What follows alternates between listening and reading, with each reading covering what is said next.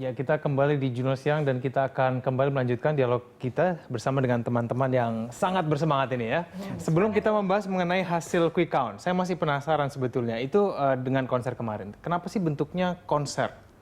Kenapa tidak bentuk yang lain? Itu kenapa? Saya kira kalau musik itu kan bahasa universal, bahasa yang bisa diterima oleh semua orang, lintas genre, lintas agama, lintas suku, itu bahasanya itu bahasa musik.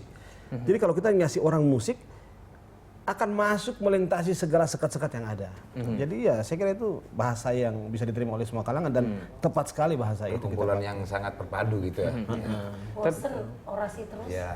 Oh, oke. Tapi kemudian kenapa baru sekarang? Kita nggak melihat hal-hal yang serupa 5 tahun yang lalu, menurut pengetahuan saya. Kenapa baru sekarang? Apa yang beda tahun ini dibanding 5 tahun? Kalau saya rasa sih karena mungkin visi misinya jelas dan bukti kerjanya Jokowi JK sih buat saya jelas banget gitu. Apa yang mereka lakukan ya Jokowi semasa dia jadi gubernur Jakarta yang orang-orang bilang nggak ada efeknya, padahal ya kita nggak tahu tempat-tempat yang sudah dia sentuh yang mana aja, kita nggak ada yang tahu gitu kan. Orang-orang kebanyakan fokus dengan dirinya masing-masing, masih macet Jakarta bla bla bla gitu, padahal banyak yang sudah terjadi perubahan. Lalu waktu dia di Solo juga dia melakukan banyak perubahan juga. JK juga sewaktu dia menjabat menjadi wakil presiden juga jelas gitu.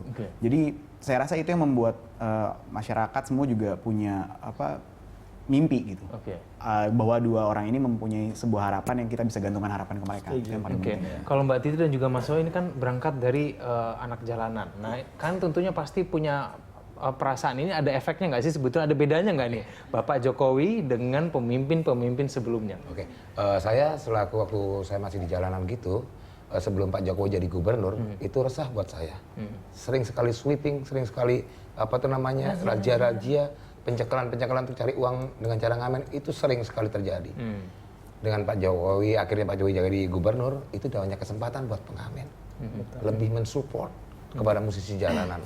Nah, figur-figur kayak gitu yang saya Kita kemarin sempat diundang juga di hari ulang tahun Jakarta. Kita jadi yang ngisi acara di situ. Dan mereka welcome banget sama kita dan mereka bilang kalau ada istilahnya masalah di jalanan atau kita bisa sharing kita gitu. bisa kerjasama dengan Pemprov. Pemprov nggak bisa kerja tanpa adanya anak jalanan. Anak jalanan juga nggak bisa apa-apa tanpa Pemprov. Jadi kita akan kerjasama. Kalau saya mau lihat ya, yang tadi teman-teman bilang semua itu, memang ini kekuatan figur seorang Jokowi. Jadi dalam figur Jokowi itu ada sebuah harapan seperti Berry bilang. Jadi ini harapan gitu loh, harapan baru. Harapan yang jadi antitesis terhadap pola-pola yang selama ini diterapkan oleh pemerintah masa kini. Seorang pejabat yang datang selalu pakai safari, jangan ada pengawal, dibukain pintu, terus wah asal bapak senang duduknya di kantor AC. Sementara Jokowi ini kan datang di kantor sebentar, selebihnya di jalan, masuk ke dalam gorong-gorong. Orang-orang pertama bilang ini pencitraan, tapi enggak. Itu tipe pemimpin yang dibutuhkan masyarakat, itu pemimpin yang mengerti rakyat. Dia bagaimana mengerti rakyat kalau dia nggak turun ke rakyat, cuma tinggal dapat laporan. Dan satu hal yang saya luar biasa ketika beliau datang ke Papua itu, waduh saya tuh bangga banget gitu loh. Kampanye pertama beliau datang ke Papua, itu menurut saya itulah sifat kenegarawanan seorang presiden, seorang pemimpin Indonesia yang sejati. Karena kalau seorang pemimpin yang seperti yang lain, misalnya nomor sebelah, mereka lebih membutuhkan daerah yang misalnya banyak suaranya seperti Jawa Barat misalnya. Datang ke Jawa Barat lebih utama daripada ke Papua yang suaranya nggak ada signifikan. Tapi Jokowi menunjukkan bahwa saya datang sana bukan karena suaranya, tetapi karena perhatian, bahwa orang Papua itu butuh perhatian. Dan itu menurut saya itu seorang pemimpin yang benar seperti begitu. Kalau nanti misalnya betul Jokowi menjadi presiden, ini kan nanti jadinya Ahok secara otomatis jadi gubernur. Nah, kalau menurut Anda semua ini kira-kira figur seorang Ahok itu juga bisa melakukan hal yang sama dengan Jokowi? Sangat. Apa bisa? Ahok itu orang disiplin.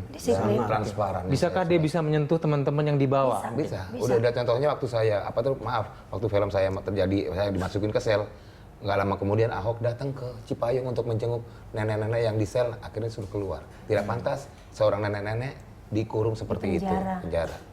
Nah itu yang luar biasa. Saya belum sempat menanyakan bagaimana reaksi terhadap quick count kemarin. Kita harus jeda dulu karena waktunya sangat terbatas. Pemirsa jangan kemana-mana, tetaplah bersama kami di Juno Siang.